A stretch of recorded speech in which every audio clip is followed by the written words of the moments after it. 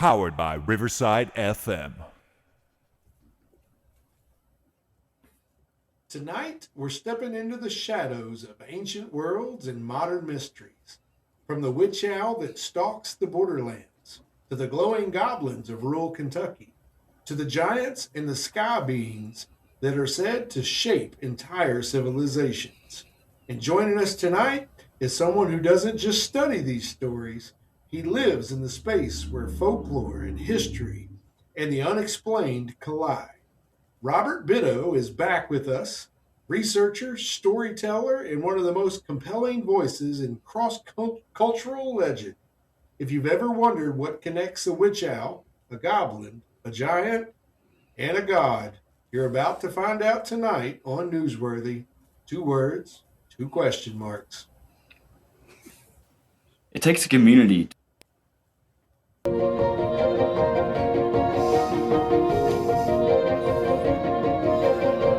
I'm Steve, and I've not seen a conspiracy that I don't like.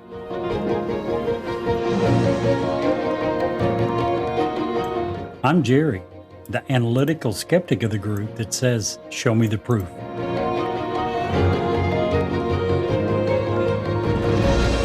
I'm Brett. I'm the mediator between the two elders and usually cast the deciding vote.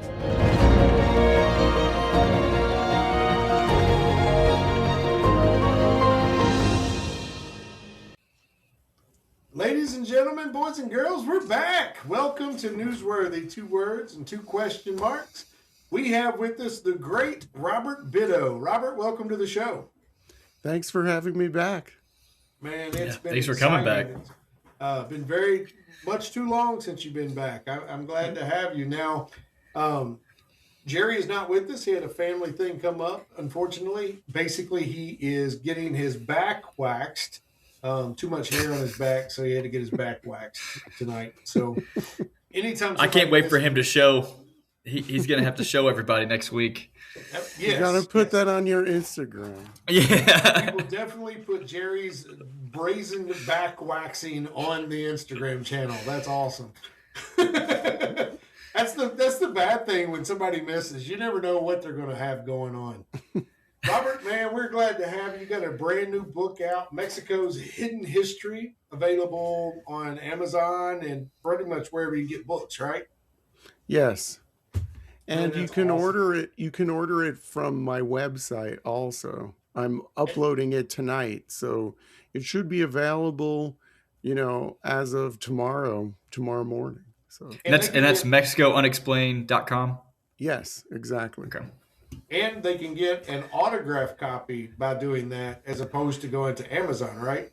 Right. Autographed and personalized.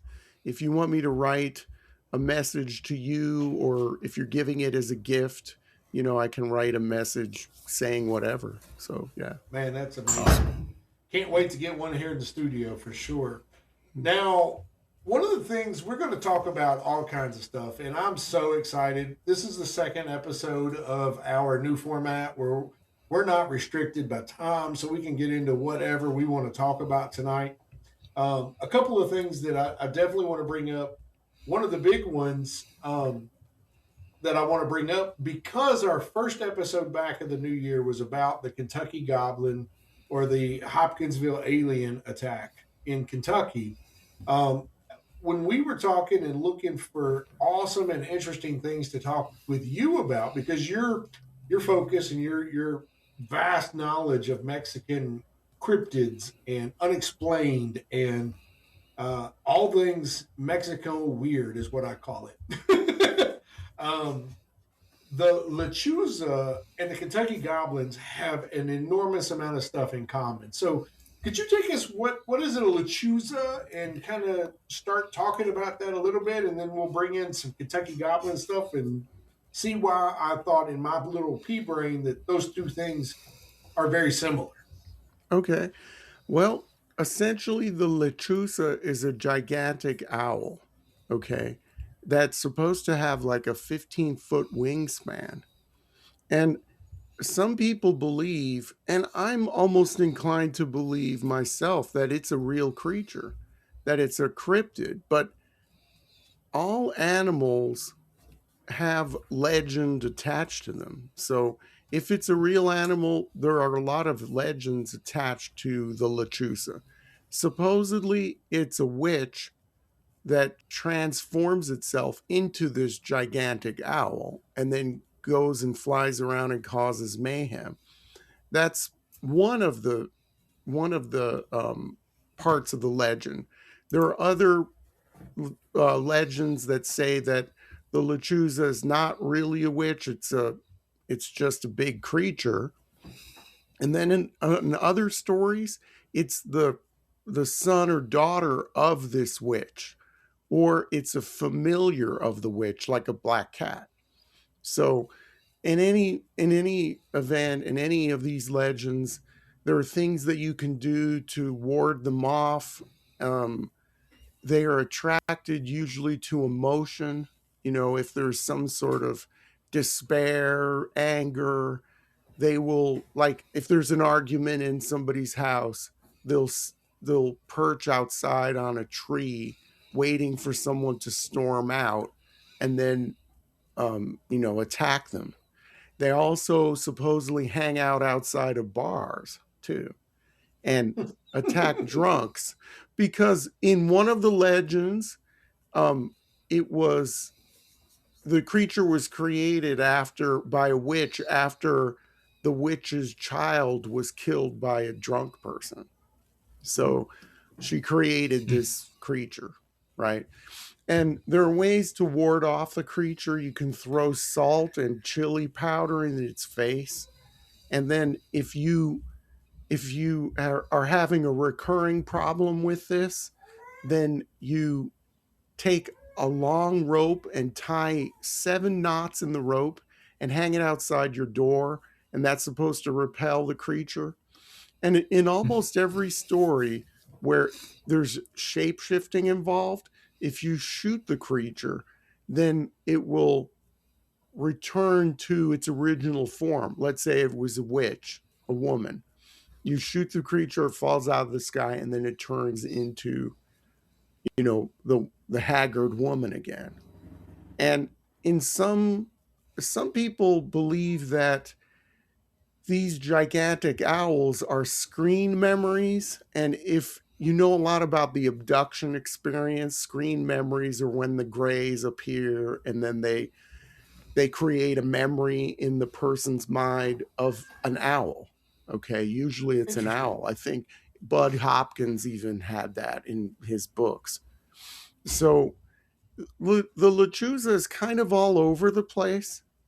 There are certain things that are pretty standard about it, but it's one of the things that I talk about in my second book, called Mexican Monsters, the cryptids and legendary creatures of Mexico. It's one of the creatures in that book that I talk about that I'm almost inclined to believe that it is true, that it's a real animal. And in fact, one of my listeners invited me to go on a Lechuza hunt on the American side of the border in the lower Rio Grande Valley. There are a lot of sightings of the creature there for some reason. And throughout northern Mexico and the borderlands, someone even outside of San Diego, north of San Diego, there used to be the Santa Muerte nuclear power plant. And who knows why they built, it's decommissioned now, but who knows why they built a power plant, in an earthquake zone? That doesn't make any sense, right? Yeah. That worked out real good for Japan, didn't it? Yeah, right. Yeah. And so there was one person who was in my comments section. If you go to my Lechuza episode, you can skip listening or watching the episode on YouTube and just go straight to the comments section. There are people who talk about their encounters, and one of them was this guy saying when he was a little boy, they used to see the gigantic Lechuzas outside the Santa Muerte nuclear power plant. And his father told him when he was a little boy, it's because these regular owls were eating radioactive rats, and then they grew to be big because of the radiation from the rats that they were eating outside the power plant. But so Yeah, so there's the myth, and a lot of people have seen these things. So I'm almost inclined to believe that there is something real behind this, a real animal, possibly. So I have a couple questions real quick, and you Sure. may or may not know the answer. So, especially in the Southern California area, you guys, and they're not extinct yet, or maybe they're on the verge of extinction. But the condors, Yeah. the big vulture stuff. Is there hmm a case for misidentification here? Because we like to explore all sides. What do you think? No, I don't think so, because this is a distinctly owl-like creature. So it's Gotcha. just like an owl, but like 5 times the size or whatever. Wow. So yeah, the wingspan of the California condor is pretty large. Yeah, but Right. the way that it looks is a lot different. And I think there are only like a couple dozen of those left. The California Yeah. condor. I mean, there's so many things in California that are extinct. The flag, if you know the flag of California, it says Bear Republic. Right. California grizzly bear has been extinct for years, Oh, but it's on the jeez. flag. Is Oh that why wow, they're I didn't so know that. hypersensitive about their creeks and their little 3-inch fish? Yeah, And they're always fighting with the exactly. farmers. The smelt and diverting the water and all that. Yeah, I'm so glad I'm not there anymore. So one of the reasons why we wanted to talk about this is because we talked about Kentucky goblins, and the reasoning being is what they described. A lot of people have said, "Look, it's probably just an owl that they experienced," but these owls were much smaller. So this almost sounds more like a Mothman type creature Right. than the Kentucky goblin incident. And Yeah. first, and I just got to say, I am not a believer in the owl theory for the Kentucky Goblin. Right? Yeah. Just a quick, we're not going to go back into the whole episode, but just a quick reminder for our listeners and for you, Robert. The Kentucky Owls was approximately 10 to 15 owls or beings that proceeded to attack this house after a gentleman in the backyard saw what appeared to be a craft land. Some people describe that as a meteor because we were going through a meteor shower at that particular time. But then what followed was weird interactions with their dog. Their dog was happy. Then it cowered under the bed, and then the attack started. And this was an attack that lasted several hours, and to the point Wow.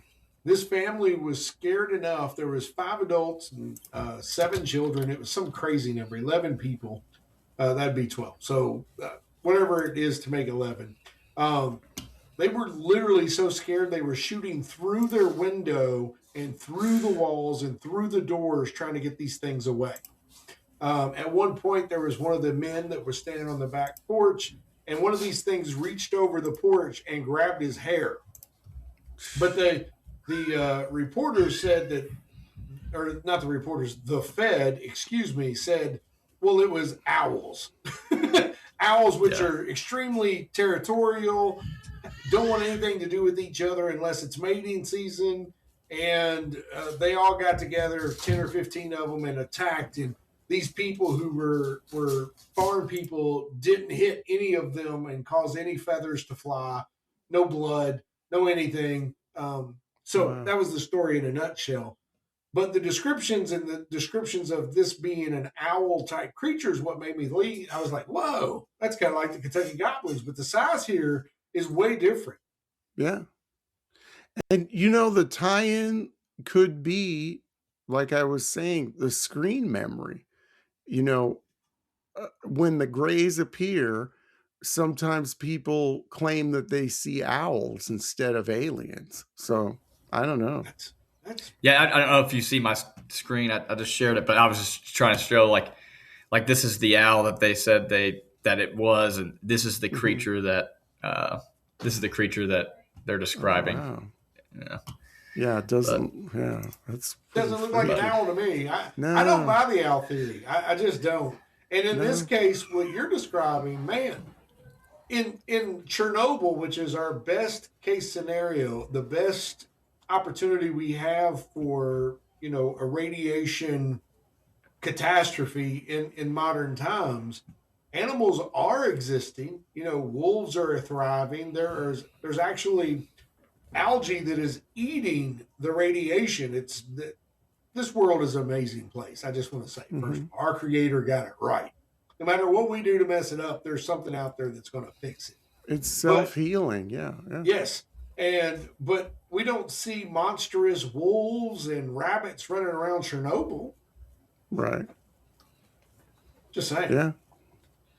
So what do you if how many sightings do you think of Lechuza are there on a yearly basis?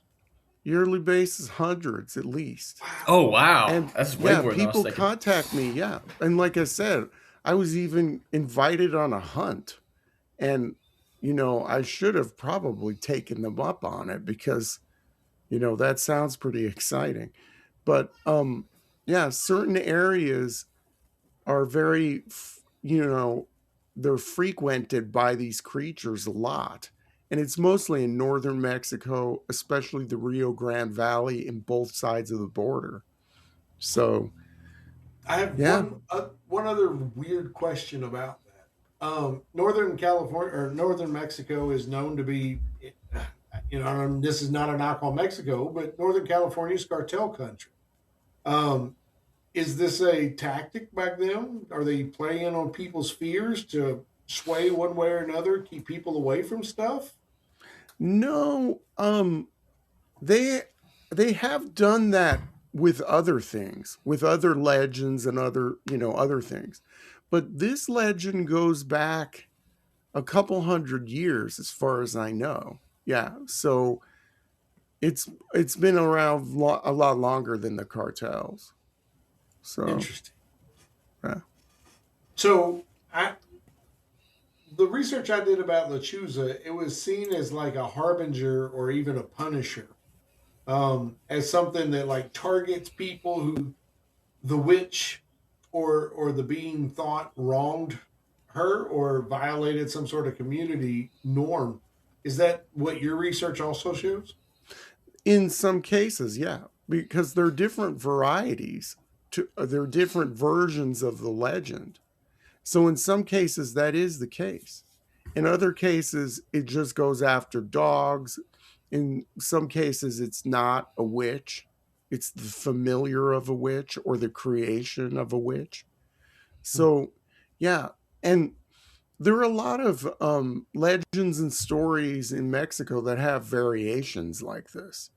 And even the religion, the gods, like the Mesoamerican gods, there are a lot of there's a lot of variety amongst the pantheon of gods. It's not like the Greek or Roman gods, like the Greek goddess of wisdom, Athena. That's, very defined. Right. The religions of ancient Mexico have a lot of nuance and a lot of variety to them. And a lot of stories kind of contradict each other and stuff. It's hard to nail down some of these belief systems and gods, goddesses, and elementals and all of this stuff. There's such a variation in the stories. Let me ask you this: so you said there's like hundreds of sightings each year, and you've talked to people. Yeah. Has there been anybody who's like pulled up their cell phone and like got a picture or a video? I know this comes up a lot with Bigfoot as well, but Yeah, and just it's the same sort of thing as Bigfoot. People will whip out their phones, it's too late, whatever. But there have been some blurry photographs, and you can look online for all of that. And but it's what happens with this Lechuza for a lot of people is it just comes out of nowhere. And so right. it all happens so fast that people don't even know what's going on. And Yeah, and if I came in contact with a huge owl, that's probably not my first thought is to get on my phone. My first thought is probably just get out of there. yeah, I can yeah. And speak to. Oh, I didn't mean to cut you off, Robert. I'm sorry. no. I was going to say a lot of this happens when people are driving along deserted highways, and then the creature will come and land in front of the car to try to get the car to stop, or sometimes it has gone onto the roof of the car. In fact, there was a cop car in a small town in Chihuahua where what they're thinking a Lechuza tore part of the roof of the cop car off, and there were claw marks and all of this stuff. That's a weird story right there, because there what could have done that? A backhoe or something like that, maybe, but so yeah, it's really Wow. interesting. Dude, that is impressive. Like when I started researching it, I had no idea that it was such a big deal. And it absolutely sounds a lot more like a Mothman type experience than it does a Kentucky Goblin experience. The only thing similar in that is the actual shape, but I apologize Right. for that.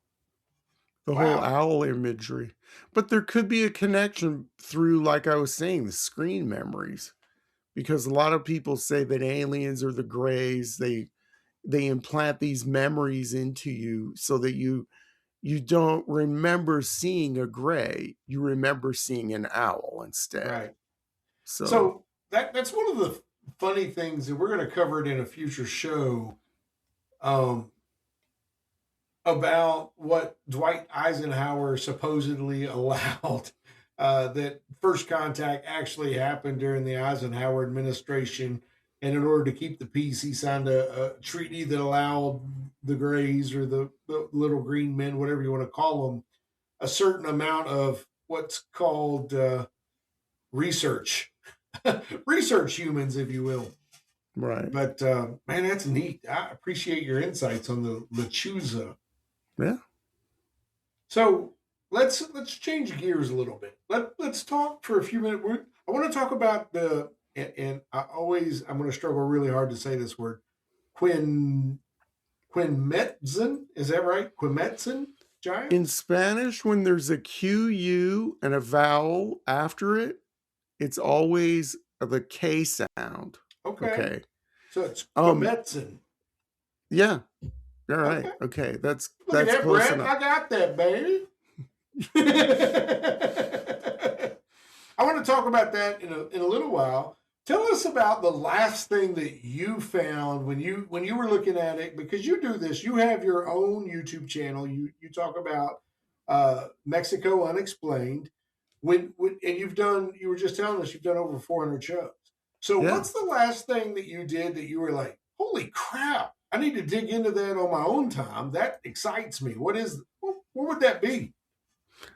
Gosh, where would I start with that? I mean,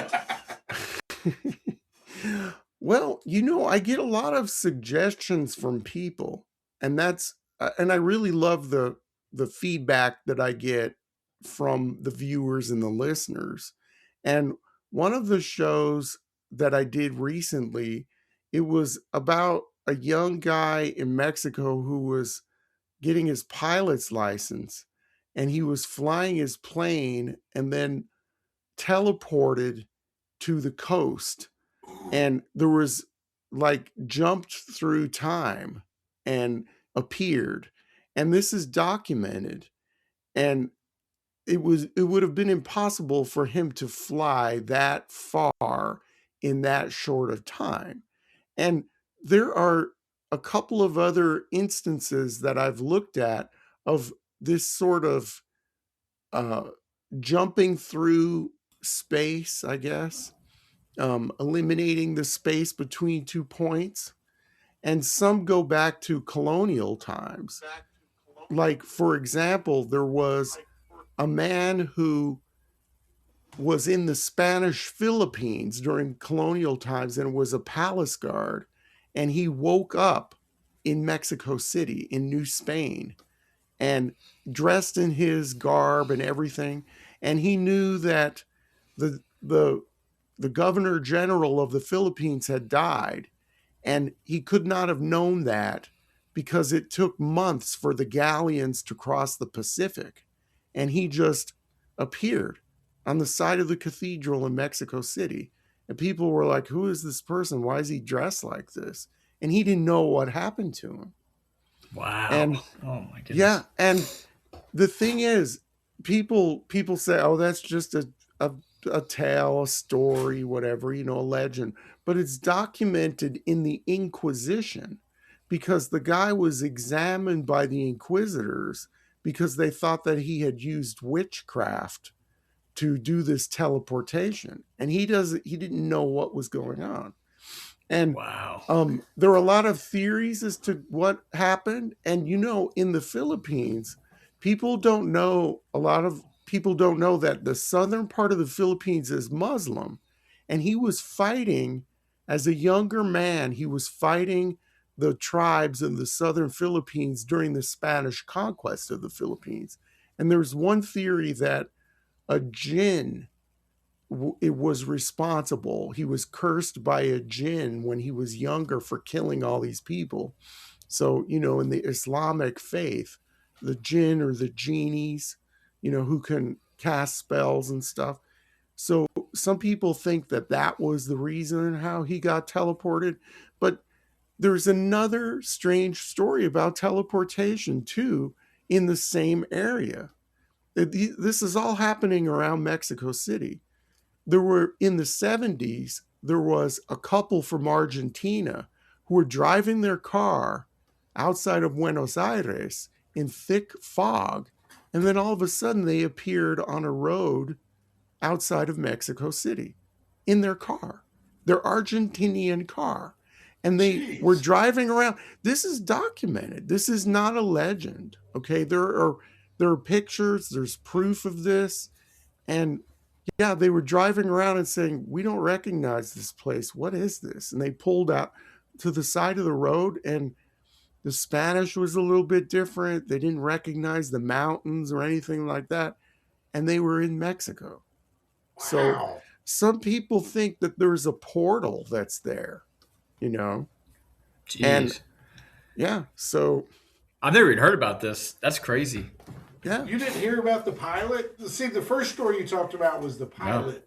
right. That happened like was it within the last 6 months, I think. No, I didn't hear anything about it. Wow. Well, no, the pilot happened years ago. It was Oh, really? Yeah, but there was some other story about that. I heard another story about a pilot going through something similar just in within the past year, but it's Mhm. not this specific story. Gotcha. But so some people think that there's, you know, the veil is thin or whatever around Mexico. And so around Mexico City. And some people the ancient nickname for Mexico City was the belly button of the world. And your belly button is where you connect to your mother, right? Right. Through the umbilical cord. And so yeah, there's people say that there's a lot of weird stuff going on there and that it's a special place. And I actually lived in Mexico City for a while, and it is a very unusual place, I have to say. A different Unusual in the vibe there. fact that it's so large because Mexico City, from all accounts that I've ever seen, I've never been there, is sprawling and Yeah, just unbelievably large. it's a monster of a city, and it really shouldn't be there because it's in this earthquake zone, and it was built on a dry lake bed. They had to drain the lake, and you know the city spread out across, so it's in a very unstable place. And then there's an active volcano that's right there. Yeah, Popocatépetl. And a lot of people think that UFOs come in and out of that volcano too, Oh, fly man. in and fly out. I've heard that So so many things on so many mountains and volcanoes that those are just habitats for aliens. yeah, Mount and Hayes, for example. there's been for thousands of years in Mexico, volcanoes have been considered, you know, entryways to the underworld. So, yeah. So they've always been kind of mysterious. Wow. Yeah. Yeah, the story I heard about the pilot was he was flying out of Mexico City and he was in basically a Cessna 172, 150, something that any pilot knows is just got a very limited mileage, and ended up over the Pacific Ocean, 50, 60 miles with no way that he could have had enough fuel to get there, Yeah, much less had enough fuel to get back, and his fuel reserves hadn't changed. He just yeah, whoop. yeah, yeah. Yeah, that's incredible. That's incredible. That's awesome. Yeah, so how do you explain that? Or the Argentine thing, or the Filipino guy? You know, even then. But like I said, it was documented in the Inquisition because he Right. was examined formally, by the officials to see if he was a witch. And they couldn't make up their mind about him, so they sent him to prison anyway. And they When in yeah, doubt, just imprison him anyways. yeah, I'm so glad we don't live in Mexico because I'd be in prison all the time. Guilty until So- proven innocent. Right. They sent him actually to Santo Domingo. They sent him to, the modern day Dominican Republic.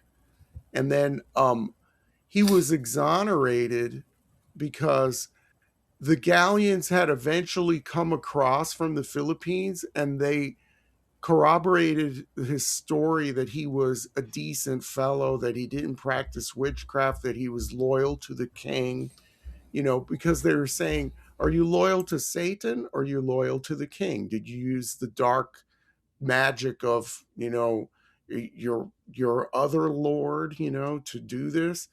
And so he had witnesses and, character witnesses that were on the galleon that said, no, this is a decent guy. This is, whatever happened to him, he did not control.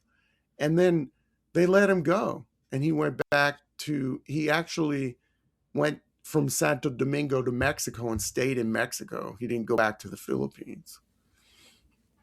Impressive. So, yeah. So the thing that I take from that is way back we talked about pictures and being able to take a picture of one of these things. I've interviewed a lot of people. We go to festivals, 4 or 5 festivals a year, and just interview people about their encounters, be it with an alien or a cryptid or whatever. And I'll never forget these two couples that came up. They had a summer home in Florida, and they were all sitting on the porch. The one couple was leaving, they'd been out, they'd had a night of drinking and games or whatever. And they were all sitting on the porch saying their goodbyes. And all of a sudden, a dark ship went over their front porch, slow and silent. And they all kind of looked up and saw it. And all of them, one of them was a retired Air Force aviator, looked up and saw it. And it was nothing that we had ever created or that they had knowledge of anything we'd ever done. It was flying way too slow, way too silent, just hovered above their house and went on. And finally, when it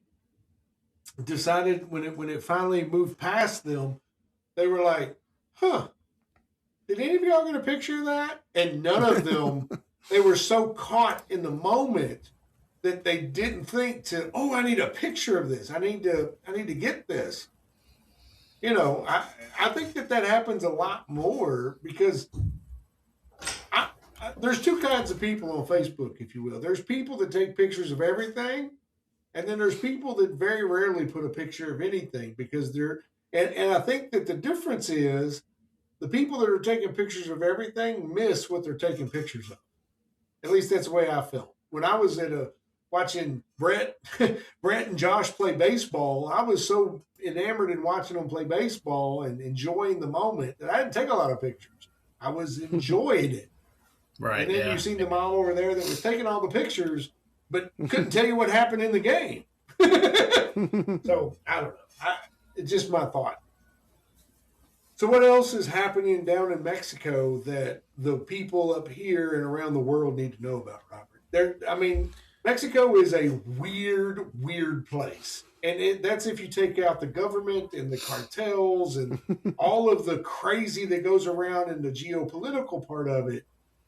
What is going on cryptid and or unexplained world that the rest of the world needs to know about? Where could we start with that one? Gosh. I'll tell you what. Let's take a quick break, and we'll get into that as soon as we get back. Sound good? Okay, yeah. Whew. Sorry, I had. Tax season is here, and that refund check feels like a fresh start. Exactly. But instead of splurging, imagine using it to pay down debt or even as a down payment on a new home. That's what we did. We called Ed Locke at USA Mortgage, and he showed us how our refund could open doors we didn't think were even possible. Ed explained the options clearly, whether it's reducing what you owe or building towards home ownership. He makes the numbers work for you. Hi, I'm Ed Locke with USA Mortgage. Your tax refund can be more than extra cash. It can be the key to financial freedom or your next home. Let's talk about the best path for you. Call me today at 502-680-0953. We're back with Robert Bitto. We had an amazing break. Appreciate that. This is a whole new thing for us. Robert's being a guinea pig. Thank you, Robert, for your patience and working with us on this. You were about to talk about something that you feel that everybody needs to know what's going on in Mexico. Well, I was struggling with what to think, with what to talk about next, actually. I mean, because there's so many things that we can talk about, but let's talk about the rise of folk religions in Mexico, because you were talking a little bit about the cartels. You had touched on that a little bit. Sure. And there's a rise in alternative religions in Mexico right now, specifically the Santa Muerte, the Holy Death, which is a Grim Reaper image that's being venerated by people in Mexico, and then also the Jesus Malverde. And if you've ever seen Breaking Bad, that image was in Breaking Bad. It's an image of a man with a mustache wearing a white shirt, and he has like a red tie on. And usually there are busts of him for people who are devotees. And he was actually a real person. He was like a Robin Hood who would, steal from the rich and give to the poor. And the narco traficantes, the cartels, have glommed onto him, and wherever you see that image, outside of someone's home, it usually means that there's some drug activity going on. But Wow. the rise of these folk saints, they're filling a void, okay? Because things in Mexico are not so great right now. You could say the same about the United States. There's inflation, a lot of people out of work, whatever. And, they say when the United States sneezes, oh, I say sneeze and it sounded like somebody was sneezing. It's my daily train coming through for the 17th time today. I Okay, apologize. that's all right. That's the worst part of building your studio 37 feet from a train track, just so you know. Well, I live as an aside, I live in a place, the largest rail yard in the entire world is here where I live in North. Really? Oh, wow. Yeah, the rail yard here is bigger than any other rail yard in the world, in China, Russia, wherever. It's here in North Platte. Yeah. But anyway, okay, back to what we were talking about. So when America sneezes, Mexico catches a cold. That's what they say. So whatever happens here, if the economy's bad or whatever, then it's really bad down there. And so things are kind of bad down there, and they have a leader who's, more kind of communist, who's dismantling things and trying to change things. And there's a lot of uncertainty there. So there's a lot of uncertainty, and the Catholic Church, the regular saints, and the regular devotion that people have had for centuries, it's just not working anymore for people. So they're looking to gravitate towards something that's more powerful. And it's kind of dark, these saints. that are becoming more and more prominent in Mexico. The Santa Muerte is the most holy death, and it's a Grim Reaper image. And unlike a Catholic saint, you can ask the Santa Muerte to put curses on your enemies. Okay. So there's nothing in the church, the Catholic Church, that will do that, or to undo curses. So people are turning to these alternative faiths because we're in dire times, or they are down there. And a couple of popes have visited Mexico just to try to quash these movements. Pope Benedict XVI was the first one to make mention of these rising folk saint religions, and Pope Francis also went and talked about this stuff in Mexico, but nothing's stopping this because it's necessary. It's filling a void because the Catholic Church is too soft for the hard times that Mexico finds itself in. So it's very interesting. That is very interesting. And let's just veer off course for a minute. Let's Brett's like, oh, because Brett is Catholic. So right, I am, yeah. You look very stoic. Yeah, Man, yeah. he's frozen. Can you hear me? Can you hear me? My question is, how do I put this? Because first of all, let me digress. I've said it before. I'll say it 100 times. And on this podcast, we do not shy away from things that are God related. All of us are either Christian or Catholic. We believe what we believe. If you like that, great. If you don't, that's okay. Let's have a conversation about it at the very least. We're not going to shy away from any topic. And you brought it up, so we're going to bring it up. Every single time in the Bible where we as humans have used idol worship, it has only led to moral separation and decline among the masses and eventual some sort of judgment. Do you think that judgment is coming in Mexico? Because this is an important thing, especially if people are using idols to control the masses for their own benefit, for their own gain, for their own financial advancement. What do you think? I mean, you know this area. Well, you know what? You can take religion completely out of the picture. Now, if you're wishing ill on your neighbor and you're using an idol to curse your neighbor so that bad things will happen, that violates every basic, human tenet across the globe, as far in different cultures. There's no culture out there that says treat your neighbor like dirt,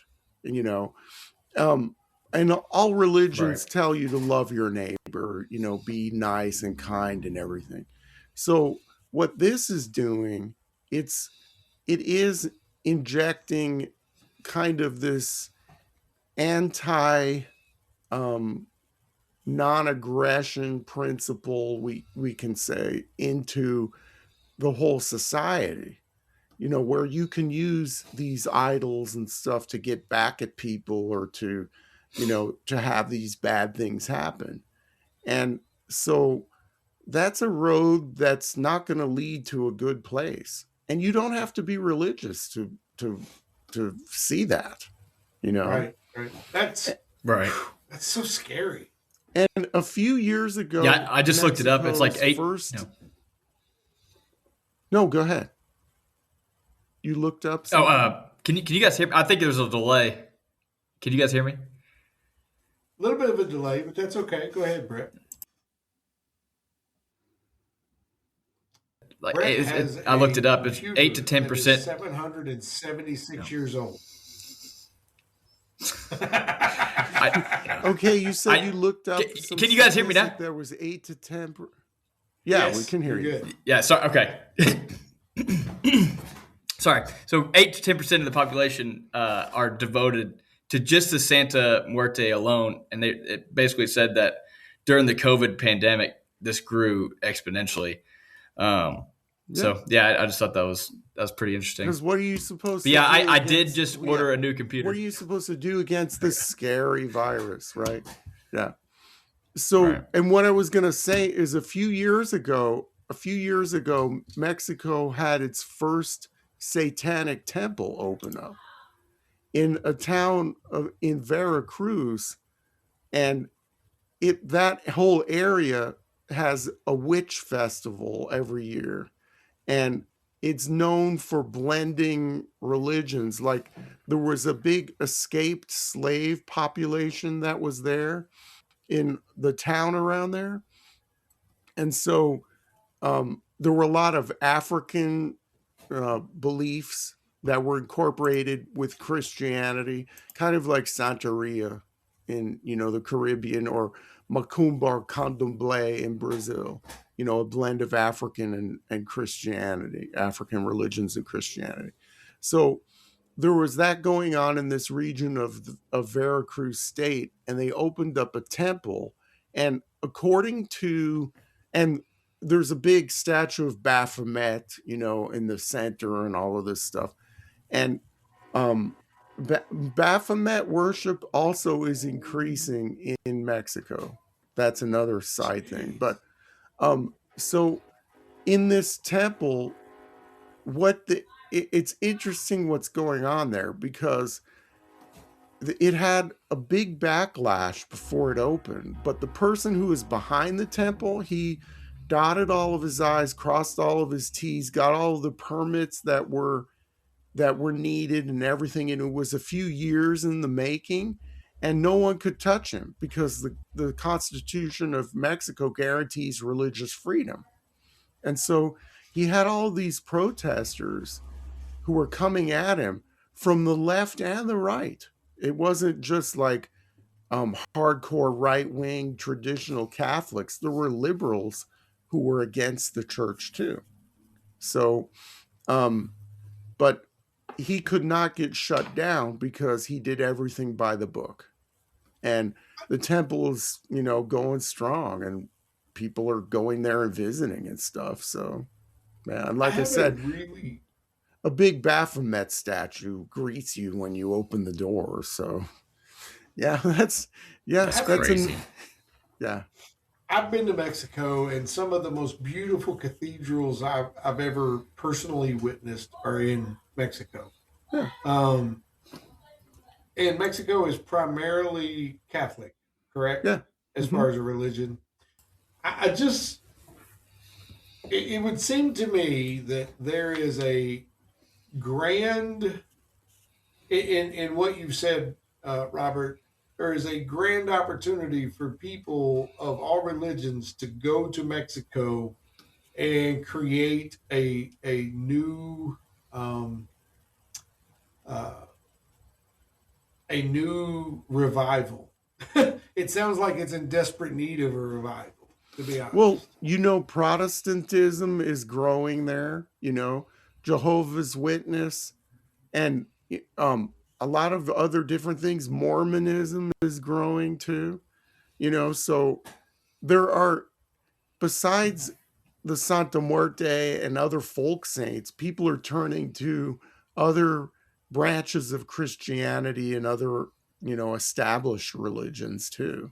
So yeah. Knowing what you know, I just, and we'll turn page here in a second. We'll start talking about something else, because sometimes religious conversations make people uneasy, and I get that, coming from a person who was out of the spiritual realm entirely for 20 plus years. I personally get that. Having to be back in it, I also get it. But the underlying thing here for me, Robert, and I want to see if you agree or disagree and why, is that on a very core basis, people need to believe, have a desire, a wanting, a almost internal desire to reach out to something. Would you agree with that? Yeah, sure. I think We're programmed for that as Yeah, I humans. agree. Yeah. I So, agree. And if the Catholic Church or the Protestant Church aren't fulfilling that, aren't feeding that, then something else absolutely will jump in there, and that leads a nation to disaster, unfortunately. yeah, and Mexico has a lot of potential. I mean, the central part of Mexico is perfect, where most of the people live and where most of the ancient civilizations were. The soils are great because of the volcanoes. The soils are great. The climate is amazing. It's like San Diego. It's like Southern California, 72 degrees every day, pretty much. It could be, and with the mineral wealth and, even human resources, it could be a powerhouse. That country could be, amazing. It has a lot of potential, I think. Speaking of the ancient civilizations, Hmm. um, the next topic I'd like to bring up has a lot to do with that, and has some stunning parallels to ancient Mesopotamia's history, and Hmm. that is the, I'm going to try to say it. Please don't hold it against me. Quimetsen Giants. I didn't say it right, did I? Now remember the Q and U followed by a vowel, it's the sound of K. It's a K, Like just a K. like the largest city in New Mexico where I grew up, I spent most of my childhood, Albuquerque. Those there are Uh, Q's in there, but it sounds like a K. So did you just take a remember left? that. Yeah, right. That's Okay. yeah. Well, Bugs Bunny. to my credit, Robert, I barely speak English, No, so. that's okay. So Cuneum Mitzin. So what Yes. they were giants. And yeah, we can talk a lot about them if you want. Let's get into that, because the history and the things that I've read about the Cuneum Mitzin is that those were the creators of the Great Pyramids in Mexico and South America, of the Aztecs. They were the ones that built the things that we all today are like, how the hell did they do that? Because we can't do that today. Right. So And they take did us that down this in the path. they did that in the previous world Right. because Right. we are in the fifth world of creation right now. What they call them the different suns, okay? Like the sun in the sky. So we're in the fifth sun right now, and the ruler of this world is Huitzilopochtli, who is the god of war and fire, actually, and the patron of the Aztec Empire. But before Huitzilopochtli was the ruler of the world, so we're in the fifth sun, like I said. Number one, the first one was Tezcatlipoca, and that god was the smoking mirror god, and that was the lord of the first realm, and then it got destroyed, and then the god that ruled the second sun or the second world is Quetzalcoatl, and I'm pronouncing it like the Aztecs would. People often call him Quetzalcoatl, okay? The feathered serpent god. Quetzalcoatl was the second sun ruler. The third sun ruler was Tlaloc, the rain god. Then that world was destroyed. Then the fourth sun was presided over Chalchhuitlique. Say that 5 times. No, thank you. Chalchhuitlique. And that was a female water spirit.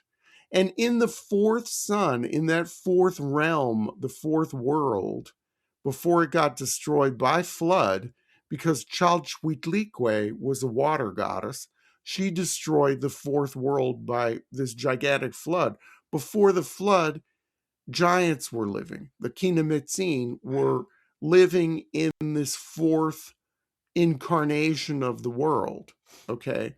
And they supposedly built these cities, like you were saying, the pyramids.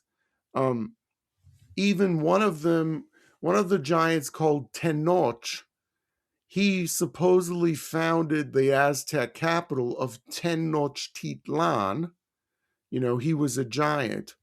And the giants were all wiped out because they weren't obedient to the gods. So Chalchwitlique, you gotta say it melodious like that. Chalchwitlique, she destroyed the world by crying for 52 days. So for 52 days she cried, this water goddess, and flooded the world and flooded the giants out. Okay. And in northern Mexico, the Seri people have a similar story about there were giants and then they got flooded out. Okay.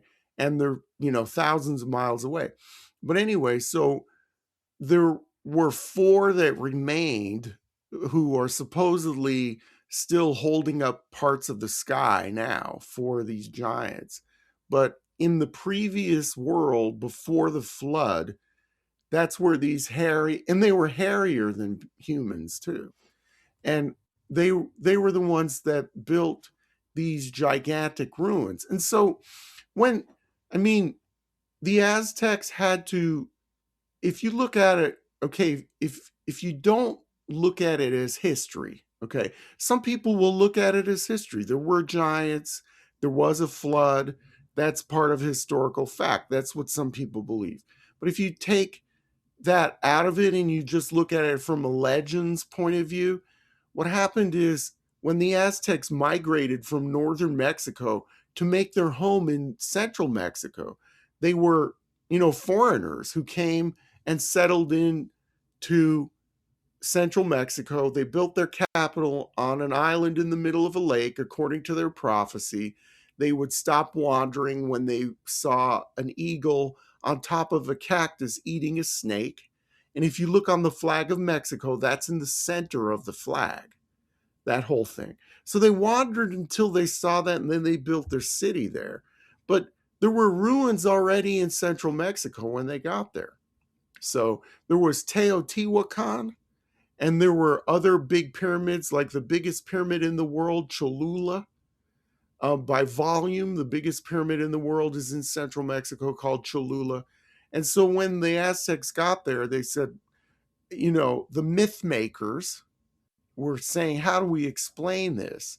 And so if you look at it from a mythological standpoint, that's what they did. They kind of backtracked and said, okay, how do we explain these big ruins and these big pyramids? And giants built them. So that's their explanation. But some people will, and a lot of hardcore Bible people, believe in the flood and giants that lived and stuff like that. So it kind of reinforces some Western beliefs of what happened in antiquity, Well, But one of the some things people, that I didn't mean to cut you off. I'm sorry, Rob. no. One of the I'll things pick that up. we've learned in doing numerous shows is that every single culture in the world has a Bible story, or I'm sorry, a flood story.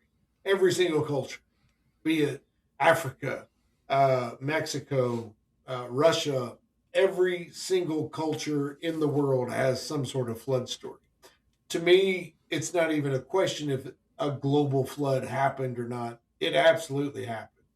Um, but the things that happened prior, Brent and I both very much appreciate Graham Hancock and what he says, and the story of the Younger Dryas and what happened prior to 12,500 years ago, give or take a few years. But man, my question is to you, Robert: are the pyramids and the step pyramids that are in Mexico and South America, are those laid upon like the pyramids of Giza as far as angles toward the sun, or are they more respective of the night sky? How are those lined out? Or are they just random? Do you know? No, they're not random. There is what they call sacred geometry. And I forget the exact angle that most of them are in, but yeah, they are aligned astronomically. They're always, yeah, because the pyramids are they're usually part of sacred ceremonial centers. And so they have to have these alignments towards, certain stars and everything.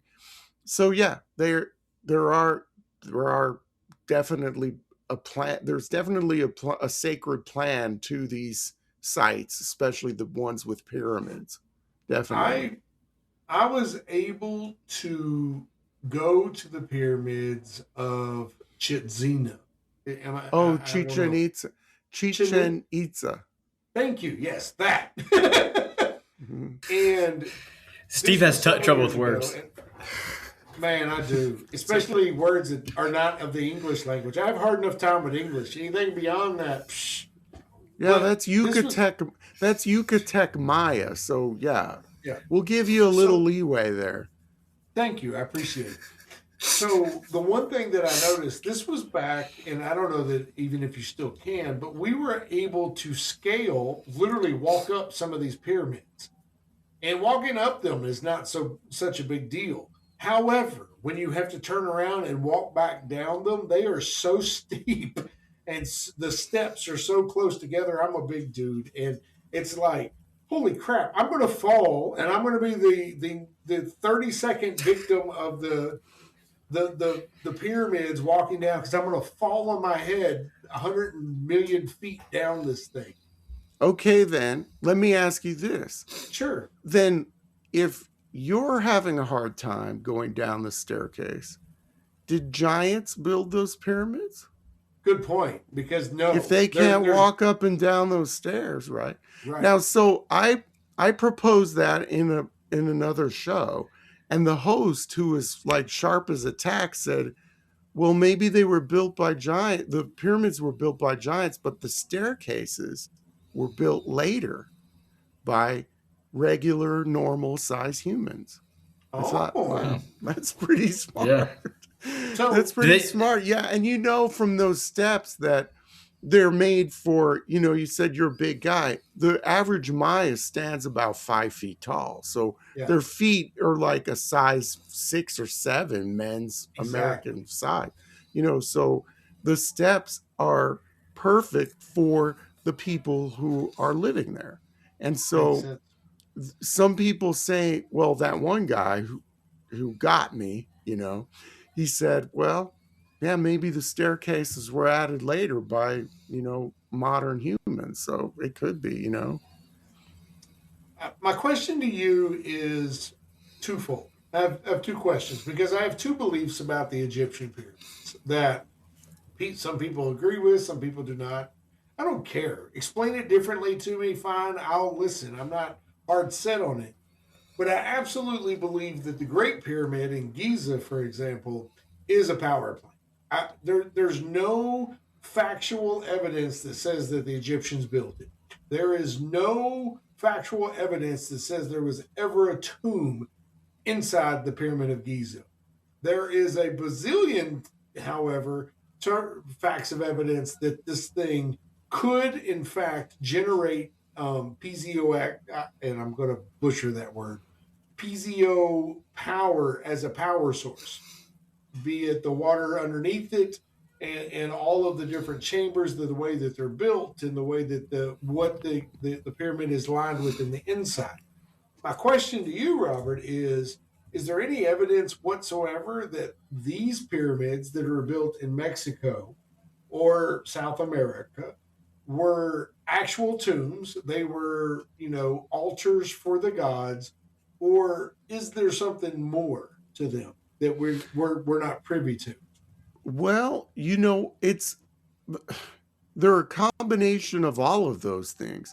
Like the pyramid that you walked up in Chichen Itza, I'm assuming that you walked up the main pyramid, Mhm. right?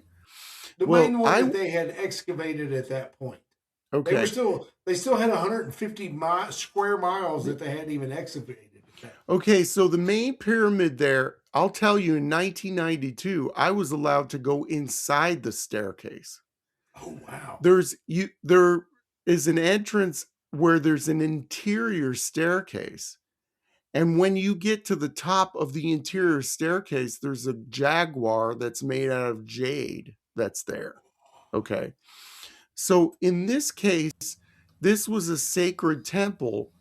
But another thing too, they did LIDAR on this area, and they built the pyramid over an old cenote. And what a cenote is a sinkhole, okay, that was used for sacrifice, for, worship, for appeasing the gods. They would throw trinkets in there, or, human sacrifices. So this pyramid is on top of what archaeologists think is a sacred site that goes back like 4 or 5 thousand years. So in that case, that's more of like a sacred place for worship. But then there are also pyramids that did serve as tombs, like at Palenque, okay, the Temple of the Inscriptions, Pakal, the king of Palenque, one of the longest ruling monarchs in history. He was beat out by Queen Elizabeth II in 2015, I think, or 2014. She beat him out of the ranking of like number 5 of the longest ruling monarch, because they had dates. They had a writing system, and this man lived to be in his 90s, just like Her Majesty the Queen did. But so he was buried in a pyramid. His sarcophagus is in a pyramid. So pyramids had multiple functions. And the one in Mexico City that was just excavated, within the past 40, 50 years, when they were digging the subway, the Mexico City subway, they finally discovered the Templo Mayor, the main temple of, what was left of it, because the Spanish raised it. So if you go down to central Mexico City, the Zocalo, the main plaza, you'll see the big cathedral, and then you'll see, like an excavation site that's right next to it. And that used to be the twin pyramids to Tlaloc, the rain god, and Huitzilopochtli, the god of war. And in that case, that was a sacrificial pyramid. They would bring sacrifice victims up there, and priests would, cut their hearts out and then throw them down the stairs. So, Willingly. That's the thing that blew me away. That when we were doing the tour and we were doing that, they were saying that these people were willing to do that. They weren't like the sacrifices, the victims, if you will. They didn't fight. They didn't struggle. They knew in their heart that they were doing the right thing and that they were chosen because of X. But they knew that that was a needed sacrifice for the whole of the city. it depends on the type of sacrifice. A lot of sacrifices were captives in war. Oh, really? Okay. Like, especially in the Aztec world. In the Maya world, it was a little bit different. Okay. The sacrifices in the Maya world were, some of them were captives, but then some of them were willing. And I think where you heard that was probably at Chichen Itza, right? Yes. And that's yes, a Maya absolutely. site. But Right. in the Aztecs, that was an empire. And, people, there's this whole thing in the United States now, Mexican Americans talk about the colonizers, and all of this stuff. You took our land. This is stolen land, all of this stuff. But the Aztecs, they were colonizers. Like I told you, they came down into central Mexico from the north. So they went down there, they occupied central Mexico, and then they started conquering people. And, you know, they were subjugating people and everything. It wasn't a happy place to live, the Aztec Empire.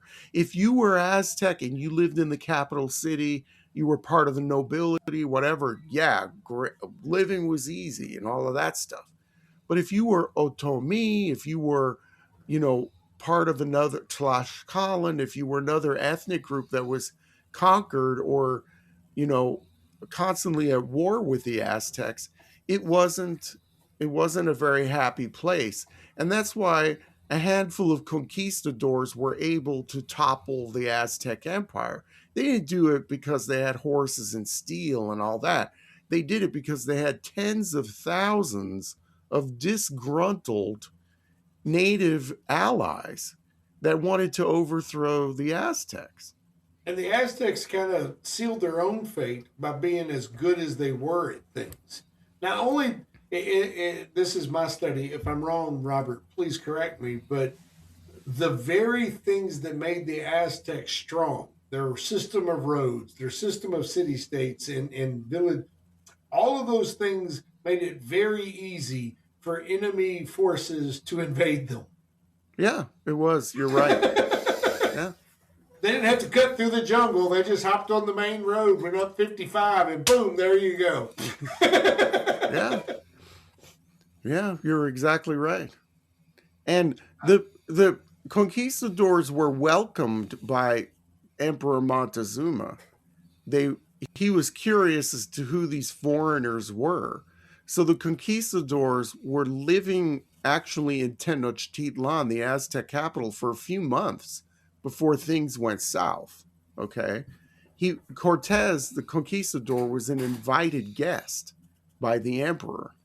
And so we have precious diaries and, firsthand accounts by the conquistadors, the priests and stuff that went along on this expedition.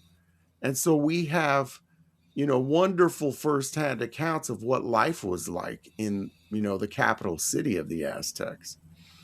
But it was a pretty brutal life. And so when people,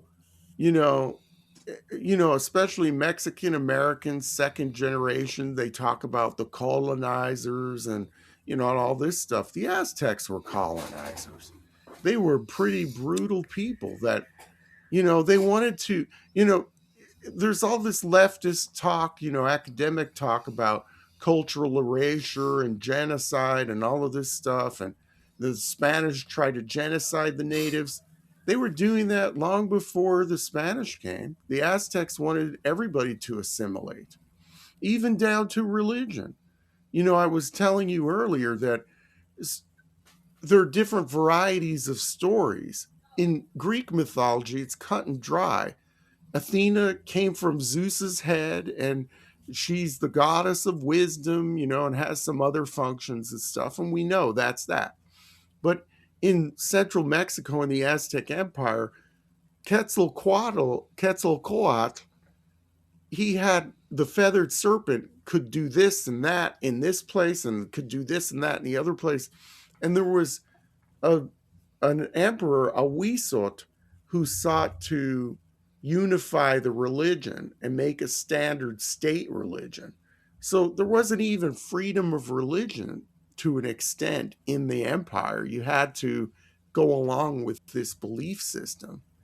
So I don't know. It didn't sound. Some of it's romanticized by a lot of these people, and a lot of modern day people who claim to trace their ancestry down there.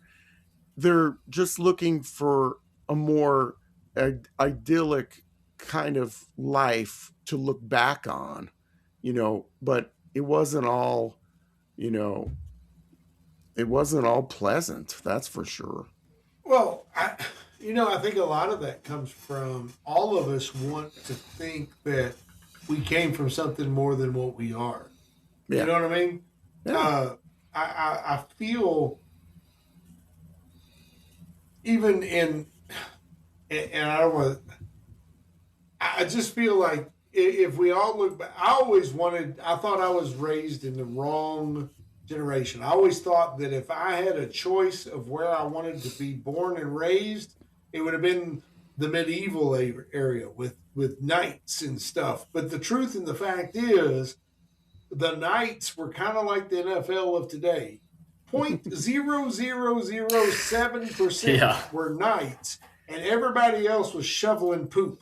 And I would have been in the shoveling part, so it probably wouldn't have been very good. And everything stunk back then. I can't imagine the smells of the Middle Ages. So Yeah, and I kind so of like bathwash. we have like young Mexican American men especially who are looking back and I'm Aztec, I'm indigenous, when they're really mixed, because most people in Mexico are a mix. They do have native and they do have European and some African mixed in there and everything. And it's called mestizo, the mix. But a lot of people now, because of politics or whatever, they want to just identify with the indigenous part. And a lot of them, if they were to go, because I have so much experience down in actual real indigenous communities that I buy my merchandise from, if these people like from LA, who can, they barely speak Spanish, they are Americans because they were born here. If they went down to an indigenous community, they would be rejected because they're not one of them, Right. So it is like this romantic view of the the glories of the past, like you were saying with being a knight, Right. Well, I think in America, that's just okay. Go ahead, Brett. I was just gonna say in America that seems to be a big thing, like with the 23andMe doing like the DNA testing or like Ancestry.com and like just knowing where you come from, because especially in America, and I'm sure like Mexican Americans probably feel the same way, but it's like a melting pot of all these different cultures and religions, and especially if you're not knowing where you come from or what purpose of life is, you kind of want to like go back to your roots and like have something to, especially if you don't think that America is a great country right now, which a lot of the left leaning people I would say are on that side. So you're not patriotic in any way. So you're trying to find something to be proud of in your ancestry or something like that. So it's kind of interesting. Right. Isn't it amazing how humans try to do or feel or be a part of whatever it is that makes them feel good as opposed to what it just is? If you think about it, to what Brett just said, in America we're a melting pot, but we were a melting pot by choice for 100 years. We were a melting pot by not choice for another 100 years. And now we are a melting pot by people who we don't want to be melted into for the last 100, 50, 60 and years. they don't want to be melted into what was here too. Right. They want their own, Right. their own little enclaves and stuff. So I don't know. And I'm speaking for a pilot, from a very professional manner here. One of the things that, as a realtor, I'm not allowed to do is what's called steering. I can't take you as a Hispanic individual or an African American individual or an American Indian individual and say, you might be more comfortable in this area, right? Because that's where, other people of your lineage is, or a white person. And it doesn't matter what your race is or your sexual orientation or any of those things. However, it doesn't matter what I do because most people want to be in those areas regardless. Just saying. And that's what? If you want to circle back to Mexico, there are the big cities in ancient Mexico had barrios or neighborhoods of foreigners, meaning people from other provinces, like Teotihuacan, for example, one of the biggest powerhouses of ancient Mexico, the big pyramids that are right outside of Mexico City. There were barrios of people from other parts of Mexico, and how they know that is mostly from looking at pottery. So if there was a neighborhood where there was this pottery style that was common from the Gulf Coast of Mexico, that would indicate that people from the Gulf Coast of Mexico lived in that neighborhood. They wanted to be among their kind in this massive metropolis, that attracted people from everywhere. So it happened in the ancient world too. It always happens. Is people want to be amongst people who they feel comfortable with, bluntly. Yeah. And that's not bad. That's not a negative. That just is. Right. Yeah. Do you know much about ley lines, Robert? Have you ever? No, I don't. And topic? No, and the reason why I don't get into that is because I have tried to research ley lines, and because people have asked me about that. Are some of these ancient cities on ley lines? But I've tried to research that, and I've seen conflicting maps of ley lines. I Yeah. haven't seen, I mean, I've seen some going this way, some going that way, so I can't really speak to ley lines with any authority at all. Yeah, and it's funny. Depends on the map that you're looking and the place that you're looking at. The only reason I bring it up is because a lot of times pyramids and or things that are not of this world tend to happen on those ley lines. The Pyramid of the Sun in Teotihuacan. Teo, Teo Teo, T, T Wakan. Wakan. There you go. Teotihuacan. Almost. I feel think like this is added an that extra like time. Wheat Thins.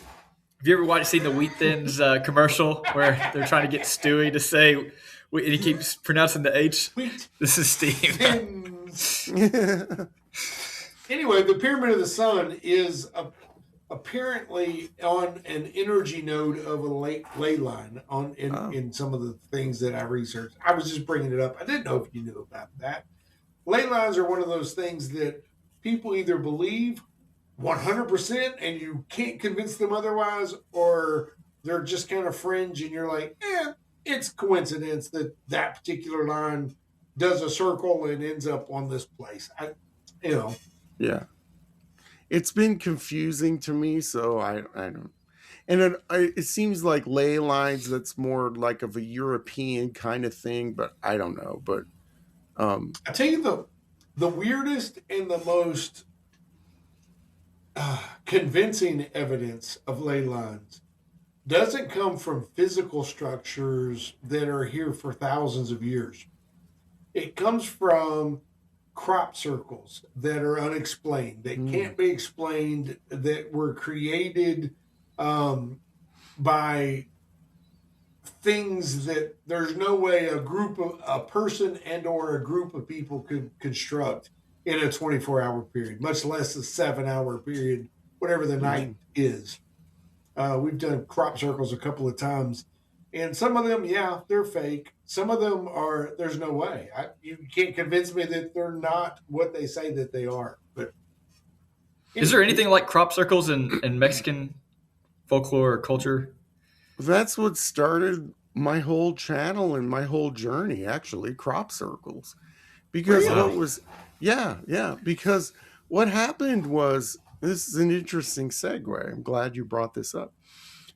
What happened is I was returning to the United States on from a buying trip. I was flying from Guadalajara to Phoenix, and I was settling into my, airline seat, and I had my magazine that I would always buy a magazine called Muy Interesante, and that means very interesting in Spanish. And it's a magazine that's still published, and it's about paranormal stuff. And so I'm sitting there, waiting for takeoff, and I'm flipping through the magazine, and there's an article about crop circles. And there were crop circles in a cornfield somewhere in central Mexico. And there were patterns I didn't see, and I was reading it, and it was analysis by Mexican scientists and stuff. And I was like, well, this is an interesting perspective, and these are crop circles I've never seen before. How much else, how many other things are not leaving the country, and are, how many legends, paranormal events, different histories, stories of UFOs, stories of creatures, whatever. How many of those things do we not hear about in the States? And then that's what got me on the path to do Mexico Unexplained. So Wow. the crop circles, Wow, that was that's the pretty cool. spark that led me to do this, because on my buying trips, when I go to these remote places and stuff, I always hear about legends and, a saucer that crashed, or, whatever. And so I was listening to these stories and seeing these things, and I knew that nobody in the United States had ever heard of whatever I was listening to or seeing. So that's what started me on this. Okay, well, now that you brought it up, I have two great questions for you. Great. Question one, where can people go see and buy the things that you are going to do on these buying trips? Where's your website, your Etsy? Oh, well, give you people can. all their Oh, stuff. well, great. Okay, that's a nice thing, an opportunity you're giving me to plug my business instead of Absolutely, the regular web Mexico and explain. It's my company is called Sueños Latin American Imports, Suenos. Sueños, that means dreams, because everything that I carry was once a dream, something in the imagination of an artist. It's mostly handcrafted stuff from Mexico and South America, and so if probably the best place to go would be my Etsy shop. I sell on Etsy, Amazon, my own website. My own website's kind of dated, so I don't like to send people there. But What's your Etsy page? Sueños Imports, Suenos Imports, Sueños Imports. And I also sell on Walmart.com too. So Etsy, Amazon, eBay, Walmart.com, and my own website. That's where I sell. But awesome. probably the best place to see me is on Etsy.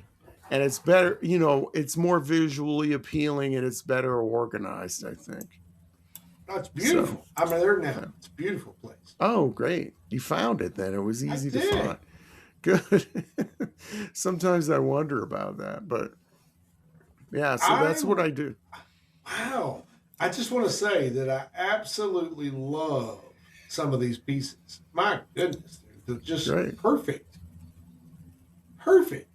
I just want to let people know because we appreciate you coming on the show. We want to make sure you get a proper plug. But listen, right now, I'm just looking and some of these products, can you take us? I mean, you hand pick all of these products, I'm sure. Yeah, pretty much. Yeah. And you have a great eye. First of all, let me say that. Let me just. I'm looking at this. And for whatever reason, I don't know why it has drawn my eye, but it is a tin/silver tooth for $12.50. It is just. It looks like a pendant of some sort. You could put it on a necklace. You could put it on whatever. And it's just handmade. It's called. You know what? It's called a milagro. And to circle around to Mexico unexplained, my very first show was about milagros, and a milagro is a magical charm or a healing charm. And so how this is used, they're usually body parts. And so let's say you have a toothache. You take this metal tooth and you make an offering at the church or at a shrine. And then you say your prayer, and that's your offering for healing for your tooth. But people use these nowadays in like arts and crafts project for home decor, a lot of different things. Most people are not using these for, the way that they were intended to be used.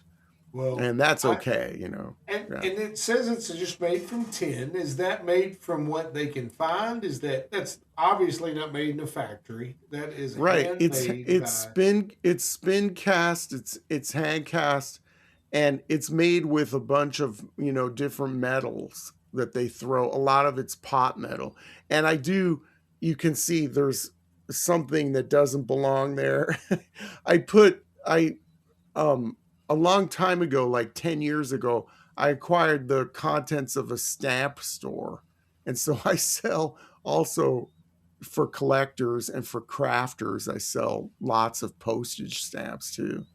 But anyway, it's mostly of course, the handcrafted stuff. You might want to block one of those there. There's one there that's okay. You can keep scrolling. Yeah. But it's fine. Maybe we have some kid. The one thing we've always kept our show PG because we do have some moms that listen to the show with their kids in the car. Mm-hmm. They're not watching the video, and that's okay. This stuff is beautiful and handcraft. If you need an amazing gift that is out of the way, please go visit Robert's Etsy store. This is gorgeous stuff. I think I found my new Christmas shop. My kids are going to be very befuddled when I start sending them all this Mexican stuff. But often when I go, I like to take cruises. There people know this. A lot of times I do on my Christmas shopping while I'm on cruises. You have a Oh, beautiful nice. Hawaiian shirt, Brett. Just saying. Yeah, Beautiful. so on my Well, it's actually my a polo, but travels yeah. to pick up the merchandise. What? Okay. Oh, can you hear me? No, what I was saying is on my travels to pick up the merchandise, that's how I've stumbled across all of the stories and stuff that I talk about. So, yeah. Robert, the question I have is: so when you go back I'm sure you've met contacts, and now over the years you've grown these contacts into friendships. I'm sure. Yeah. When you go back, when it's time to go back to do another buy up, are they just like, oh, here's the stuff. Now let's actually talk about all this stuff that we have now because we want to tell you about all this new stuff that we found out. Sometimes that's the case, yeah. Um, so because some of my suppliers know I'm into this stuff, yeah. So I do get fresh stories from regular people, but I always try to go to new places to find new merchandise because that's how I keep everything fresh. And when I had a retail store, I had a Yelp review, and someone's called me the Indiana Jones of Mexican arts and crafts. Because I would go, like Indiana Jones, to these obscure places to find stuff. And that's where I would find the obscure stories too. Dude, well, I could literally talk to you for days, Robert, about all the different things. So, one thing that we do here on the show is we rate if something is newsworthy or not. So, let's just talk about the two base things that we talked about and see if we believe that those are newsworthy. And that's kind of how we keep our name. We did I ever tell you how this podcast started? We started talking about news things and things that weren't getting the proper news coverage. Then it kind of divulged into politics, blah. And then we decided to do something that we actually enjoyed. But we wanted to keep our name because we'd already built an audience with that name. So this is how we continue to be able to do that. And we always start with Brett because Brett, his opinion is usually the deciding factor for us. But Brett, when it comes to Lechuza, do you think that story requires more or less news coverage? Well, hopefully when I start talking, I'm not super It's laggy. confusing. But can you hear me? Yep. Okay, cool. Yeah, I would say it's definitely newsworthy, especially just learning about how many sightings there have been, the fact that people are still seeing this thing, the fact that it kind of has some callbacks to Mothman, which a lot of people believe in as well, and have had tons of sightings of that. I think this is definitely thumbs up. Yeah, I will second that. I was actually blown away, Robert, by the amount of sightings, like Brett said, about how many different sightings all across not only northern Mexico, but in the southern United States that Lechuza actually had. I also give it a thumbs up. What do you think, Robert?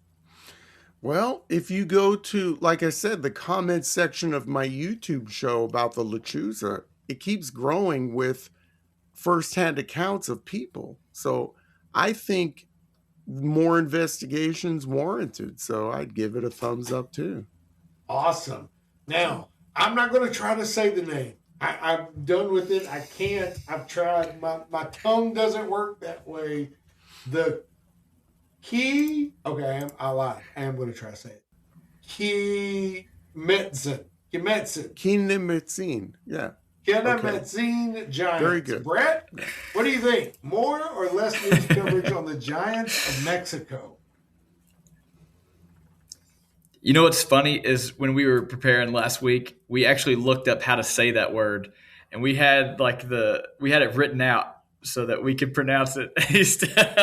But yeah, I would give it a thumbs up as well. I think it's really cool that it kind of draws parallels with some other stories. It's got a flood story. It's got stories about giants, which I know Christianity has a lot of stories like that too. So I'm going to give it a thumbs up. I wanted to bring it up, and I completely forgot because we got so derailed by Robert's big brain about all things Mexican. I was going to bring up how they parallel to the Anunnaki in the Mesopotamian world, and how those things seem to be, and not only that, the Anunnaki, but the Nephilim in the biblical world, especially if you believe or read the book of Enoch. So I also am going to give it a huge thumbs up because it is bizarre to me and telling to me, not only that we have a flood story throughout the United States or the whole world, but we also now have giants throughout the whole world. So also a thumbs up. Robert? Well, I'd say, am I going to give my own thing a thumbs down? I'd say a thumbs up, and I'd say a thumbs up, and there was something that I didn't mention, and I'll just give you a little teaser now. Some people believe that these giants still exist, and Really? they are in the form, right. There are two Mexican Bigfoot creatures, and one of them is shy and lives in the jungle, and that's called the Sisamite, but the other one is called the Cuatlacas. And that's more like the North American Bigfoot. And it's said to be up to 10 feet tall. And some people say that those are the existing Cuneum Mitzin who are still alive and living in the forests of Mexico, in the remote forests. Okay. So there's more to be exploring here with this topic. So, yeah. Okay, Robert. So you can't just drop that at the end of the episode. We're going to have a part two. Come back on for another episode and commitment. start talking about that. You're going to make me make a commitment? What? No. I would entertain the idea of coming back, Well, see, we appreciate that very much. We talked before, and we talked through email that this might be my last interview ever because I'm getting kind of tired of the whole Mexico Unexplained thing. But I would be willing to come back on again to continue the conversation. That'd be awesome. Time heart you.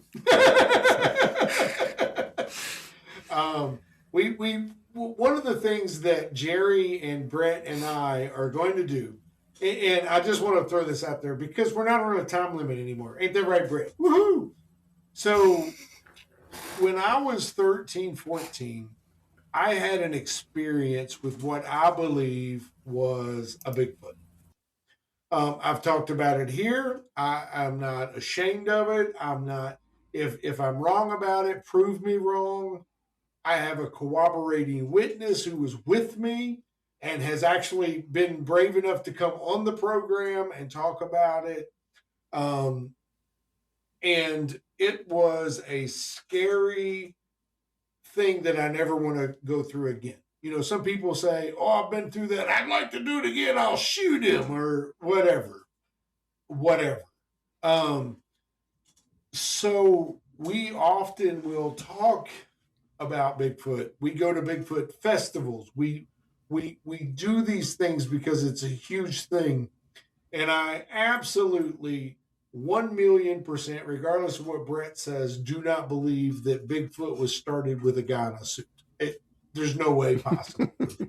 Okay. So we got to get you back on to have that conversation. Also, Just want to throw it out there. I know you're all the way in central Nebraska, but if you ever want to come to Kentucky and go on a Bigfoot walk, we are going back this year to the spot that I had my encounter. So You're welcome to join us on that. That'll be thank you. That's fun stuff. nice. We'd Yeah. appreciate it. As far as that goes, let's call it a night and call it a show. And I am so freaking excited for everything that you've been here and shared with us. We hope if this is your last episode, if this is your last interview, I truly believe it's a disservice to the rest of the world. Your brain is unbelievable and it needs to be picked far more than we can ever do. Well, I appreciate the sentiment, really.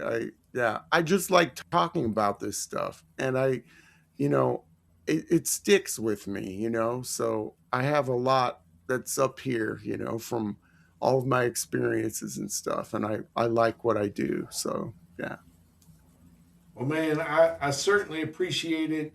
I'm not going to make you stick through all the other stuff. We'll go ahead and call it a day, and you have a wonderful day. If this is the end, Robert, we appreciate you choosing our platform to make that happen.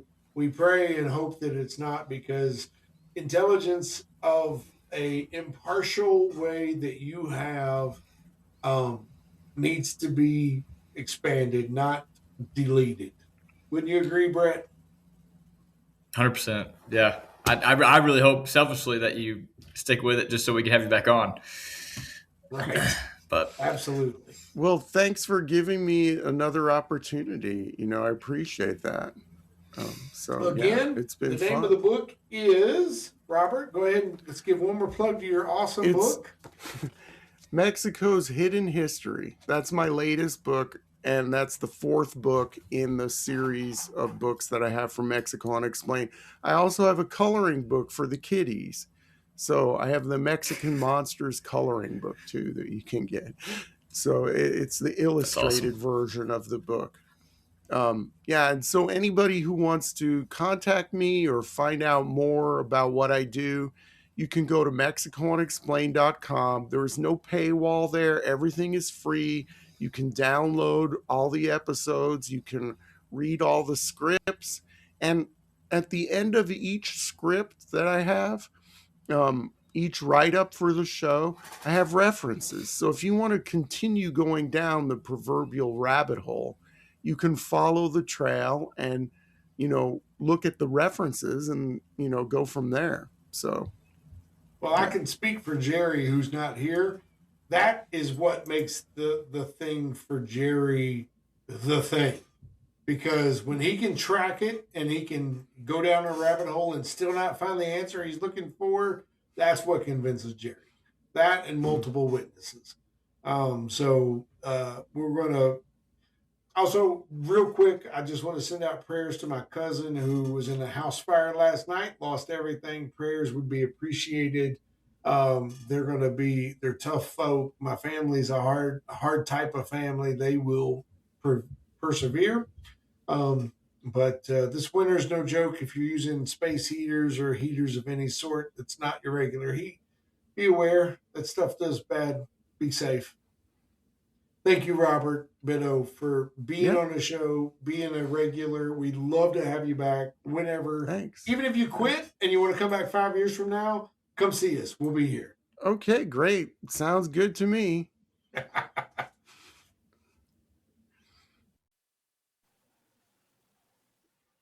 Thanks for joining us on this episode. Stick around through a short break and we'll reward you with a bonus story you won't want to miss. We love hearing your feedback and ideas. You can share them with us at newsworthywithstephenjerry.com.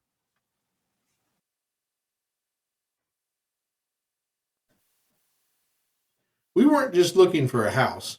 We wanted our forever home. That's when we called Ed Lockett, USA Mortgage. He helped us see the bigger picture. Ed showed us how the right loan could fit our family's future, not just today's needs. And he made sure every detail was clear, so we felt confident planting roots. Hi, I'm Ed Locke with USA Mortgage. Let's find the loan that makes your forever home possible. Call me today at 502-680-0953. Guys, I am so excited. First of all, thank you, Ed Locke, for all of the wonderful support you've given our program. Tonight we're talking and we're continuing our process through Kentucky After Dark. And what this is a passport system through many of the Chamber of Commerces that have something dark, spooky, or haunting in their community. And tonight we're going all the way to Beattyville, Kentucky, in Lee County. That's in far eastern Kentucky for anyone who doesn't know. About this sighting, it is a historic haunting. Back in the day, if you had to buy parts to build coffins yourself, who thought? The Congleton building was originally a hardware store, but eventually it offered embalming services where bodies were transported by a hand cranked elevator all the way to the second floor for embalming. Paranormal investigators have confirmed this building is haunted. But of course, at Firefly Hills RV Park, locals have reported seeing a ghostly figure brushing her hair on the third story of the 100-year-old farmhouse on the property. Numerous paranormal incidents include dishes crashing, a bathtub filling up on its own. You can even book a room and see for yourself. And when you do, report back to us at Newsworthy and tell us if you've been haunted. It takes a community to protect our most vulnerable from human trafficking. If you see something, say something. Call the National Human Trafficking Hotline at 1-888-373-7888. And Jerry, if you can't see the light, Be the light.